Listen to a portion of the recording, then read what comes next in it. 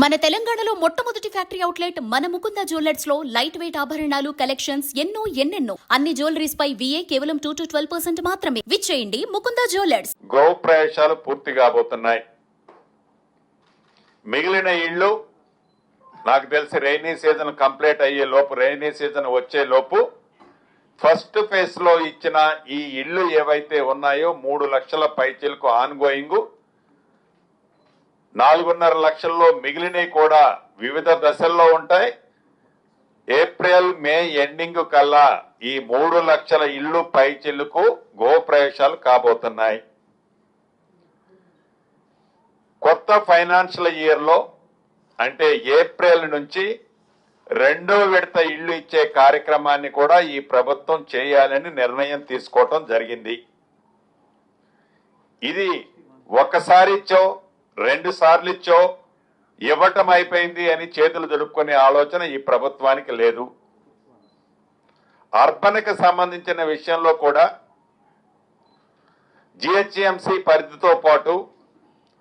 పాత జిల్లా హెడ్ క్వార్టర్లతో పాటు ముఖ్యమైన పట్టణాలు, కోరు అర్బన్ ప్రాంతాలలో ఈ ఇందిరమ్మ ఇళ్లకు సంబంధించింది కూడా ఒక ప్రణాళిక తయారైంది. ప్రధానంగా ఈ కోరు అర్బన్ ప్రాంతానికి సంబంధించిన దాంట్లో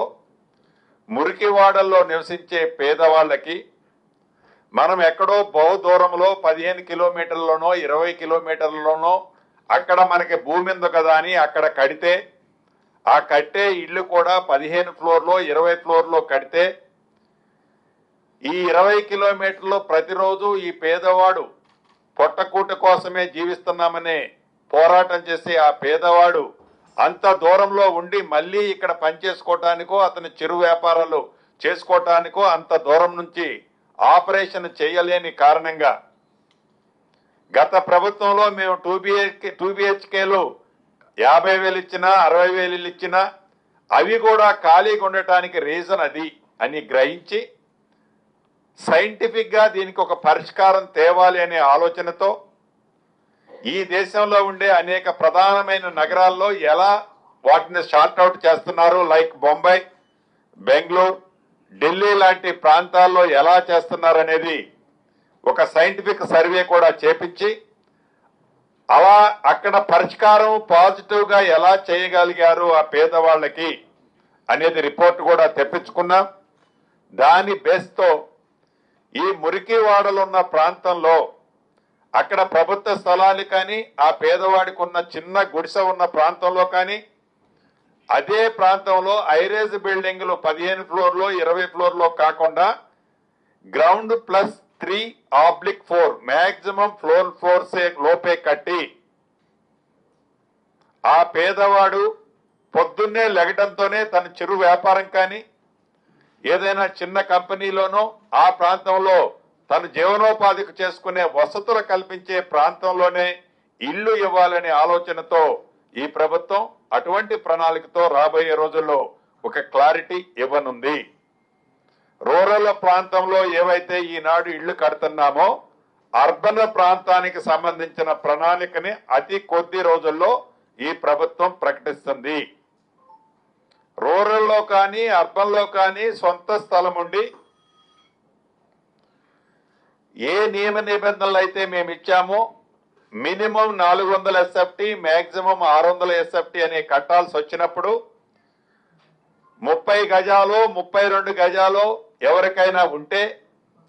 ఆ ప్రాంతంలో 400 SFT కట్టలేడు కాబట్టి గ్రౌండ్ ప్లస్ ఫస్ట్ ఫ్లోర్ కట్టుకునే వసతుల్ని ఆల్రెడీ మేము కల్పించాము. సొంత స్థలం ఉన్న వారికి ఇలా హౌసింగ్ సెక్టార్ ఇందిరమ్మ ఇళ్లకు సంబంధించిన దాంట్లో రూరల్తో పాటు ఈ ప్రభుత్వం అర్బన్ లో నివసించే వాళ్ళకి అన్ని వసతులతో కూడుకున్న ఇందిరమ్మ ఇళ్లు ఇయ్యాలన్నదే ఈ ప్రభుత్వం యొక్క ఆలోచన. ఆ దిశలో రాబోయే రోజుల్లో అర్బన్కి సంబంధించిన ప్రణాళికని ప్రకటించడంతో పాటు కార్యరూపాన్ని కూడా దాల్చే కార్యక్రమం ఈ ప్రభుత్వం చేపడుతుంది. వీటితో పాటు గత ప్రభుత్వంలో 2 BHK కింద కొన్ని కట్టారు. ఆ 2 BHK కింద కట్టి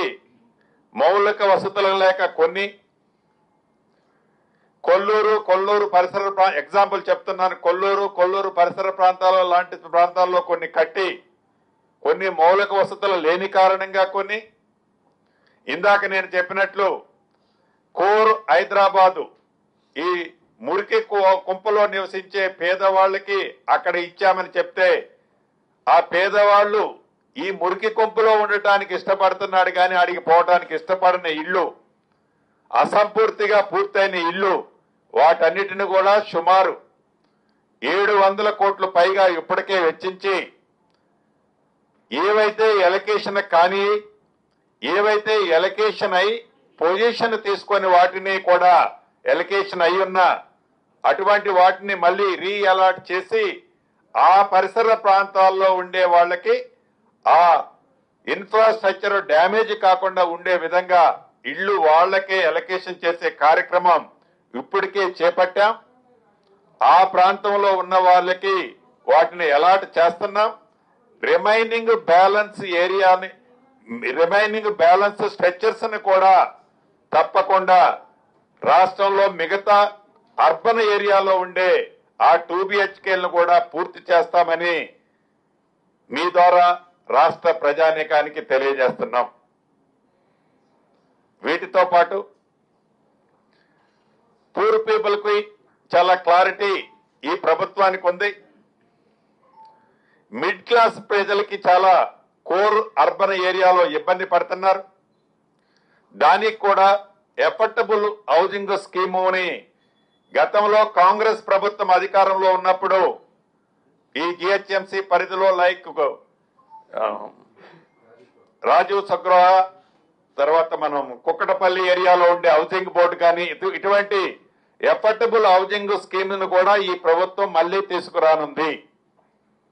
ప్రధానంగా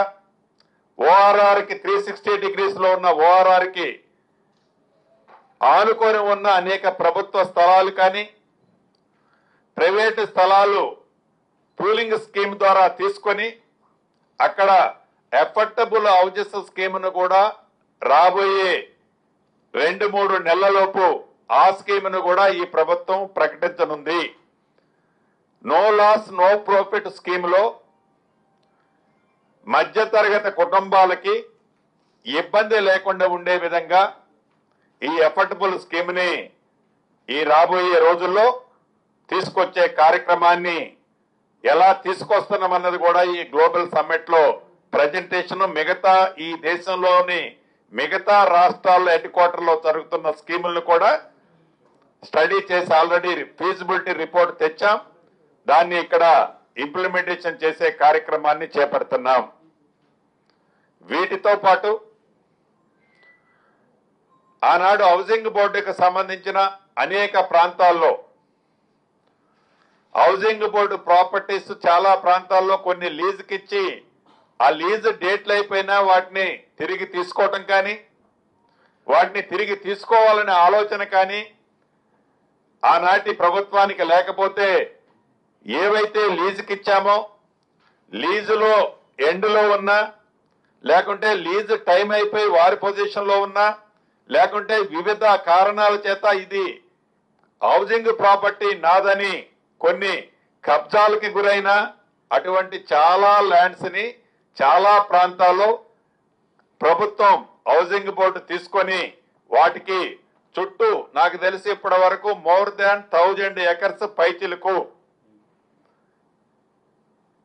ప్రభుత్వానికి సంబంధించిన హౌసింగ్ బోర్డు ప్రాపర్టీకి కాంపౌండ్ వాల్స్ ఇప్పటికి కట్టాం.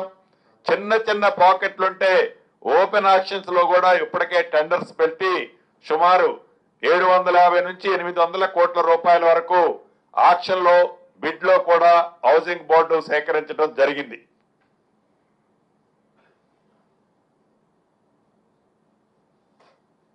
ఇంకా ఈ హౌసింగ్ బోర్డుకు సంబంధించిన దాంట్లో ఈ ప్రభుత్వం వచ్చే నాటికి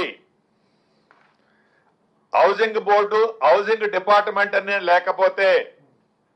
ఇటుక పేర్చి ఇల్లు ఎలా కడతామో కింద సెక్షన్ ఆఫీసర్ దగ్గర నుంచి అటెండర్ దగ్గర నుంచి కాంట్రాక్ట్ బేసిస్ లో కొంతమందిని, హౌసింగ్ సెక్టార్ లో ఉన్న స్టాఫ్ ని డిప్యుటేషన్ మీద వివిధ శాఖలకి ఆనాటి ప్రభుత్వం పంపిస్తే వారందరినీ సుమారుగా 394 మందిని మళ్ళీ తిరిగి ఈ శాఖకి తీసుకొచ్చి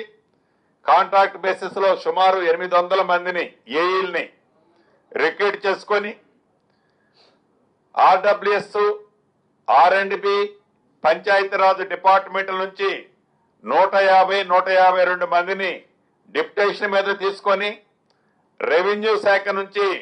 ఒక 34-35 మందిని డిప్యుటేషన్ మీద హౌసింగ్ బోర్డుకి డిప్యుటేషన్ ఇచ్చి ఇలా ఫుల్ ప్లెడ్జ్ లో ఈనాడు హౌసింగ్ డిపార్ట్మెంట్ ని స్ట్రెంగ్తన్ చేసుకొని అనుకున్న కార్యాచరణ, అనుకున్న పేదవాడికి ఇవ్వాలనే ఒక దృఢ సంకల్పంతో ఇందిరమ్మ ఇల్లు కార్యక్రమాన్ని ఇచ్చే దానికి కావాల్సిన వ్యవస్థనంతా కూడా ఎస్టాబ్లిష్ చేసుకొని ప్రణాళికాబద్ధంగా ఈనాడు కంప్లీట్ చేసే దిశలో ఉన్నాం. అంతేకాదు పారదర్శకంగా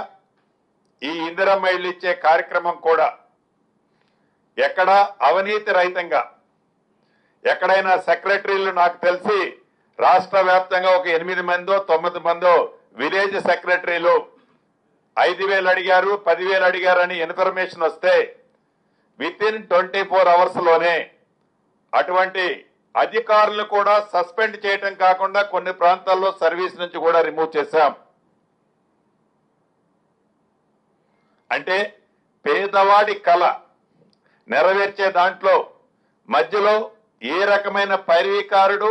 ఏ రకమైన కాంట్రాక్టర్ లేకుండా ఈ 5 లక్షల రూపాయలు కూడా లబ్ధిదారులు ఎవరైతే ఉన్నారో డైరెక్ట్ గా వారి అకౌంట్కే ప్రతి సోమవారం నాడు వారి అకౌంట్కే పోయే విధంగా ఎలకేషన్ చేసేది కూడా నీది ఏ పార్టీ అని అడగల, నీది ఏ కులమని అడగల, నీకు ఇవాళ 5 లక్షల రూపాయలు బెనిఫిట్ జరిగే ఇల్లు ఇస్తున్నాను, రేపు ఎన్నికల్లో నాకు ఓటేస్తామని అడగకుండా ప్రతిపక్ష ఎమ్మెల్యేలు ఉన్న ప్రాంతంలో కూడా వారి సూచనలు, వాళ్ళ అభిప్రాయాలు కూడా సేకరించి గౌరవ కలెక్టర్ గారి చేతుల మీదుగా పారదర్శకంగా గత ప్రభుత్వంలో లాగా కాకుండా పారదర్శకంగా పేదవాళ్ళైన అర్హులకి ఈ ఇందిరమ్మ ఇళ్లు ఇచ్చాం. భవిష్యత్తులో కూడా అలానే ఇయ్యబోతున్నాం.